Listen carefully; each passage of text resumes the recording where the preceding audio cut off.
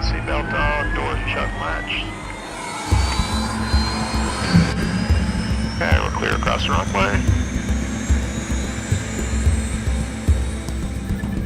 We are coming off the Gulf of Mexico right now, moving into the mouth of the Rio Grande River, starting a 2,000-mile expedition or journey along the U.S.-Mexico border through Texas, then on to New Mexico, Arizona, coming out of San Diego, California. Our mission is to survey and inspect the border fencing and the border security systems all along the way. What all would be involved with trying to build what President Trump has called a big, beautiful wall. Along much of the border as we were flying along, I didn't know where the border was, especially in Texas, because there is no fence, there's no barrier. The only thing we had to guide us, basically, was inside the helicopter. We had a software system hooked up to our video camera, so I could look at the video screen and it showed a red line delineating where the border is based on GPS markings. The border in Texas follows the Rio Grande, the entire length of the state. It's over 1,200 miles. It's more than half of the entire U.S.-Mexico border. My assignment was to drive the whole extent of the U.S.-Mexico border. We started in the Gulf of Mexico. From there, we just headed west. There's some places where you can just walk right up to the river, and there's places where you don't even know where the international border is.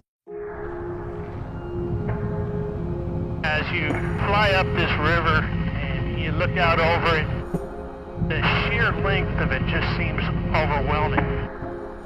Right now we've got a whole flock of birds taking off on the ground. Looks like vultures. So we are descending now onto what almost certainly is the first sign of a border fence. There's 650 miles or so of fencing, the whole 2,000-mile border. 300 miles are vehicle barrier. They're not designed to stop human traffic. But what you have is a border that's 2,000 miles long with roughly 350 miles of pedestrian fencing. The rest of it's open, more or less. There's a distinction that's kind of getting lost in the political debate about this whole thing, and that is people are now referring to the fence that exists as a wall, and it's not a wall. The wall that the president has called for is 20 feet at least, and more likely 30 feet tall. The existing fencing at the very highest is 18 feet, much of it's 15 feet, and there's only 300 miles of that.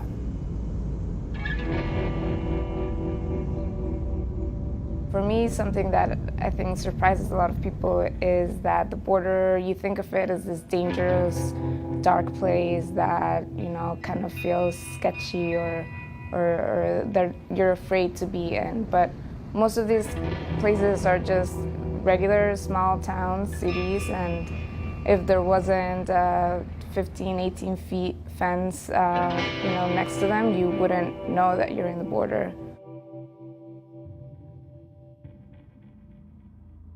One of the things that was really driven home by this trip was just the immense distances we're talking about, but also the incredible topography.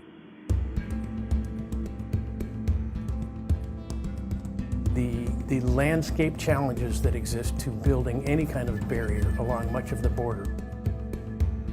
This is the Big Bend National Park. It is the largest protected area of Chihuahuan Desert in the country. It's got 118 miles of border with Mexico, and if you're looking out the windows of this chopper right now, you can see just sheer cliffs. It looks like over 1,000 feet easily. Some have suggested the border wall might be built in a place like this. It seems unrealistic because of the topography and the sheer distances. You're looking for scores of miles without seeing anything really.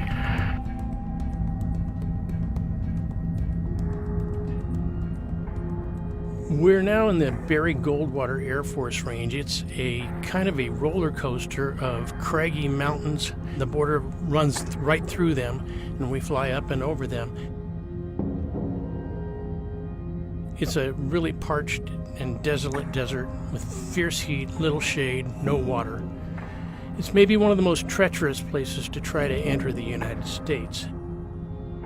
Those illegal crossers who choose this kind of route must hike for days to reach roads or some way to get into the United States further.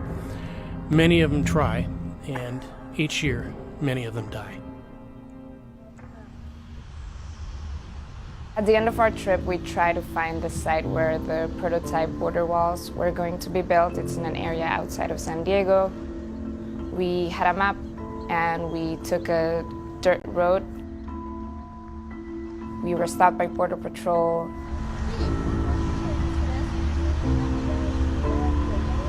We told them what we were doing. They said we couldn't be there because it's private property, so we had to turn away. And that was the end of our trip.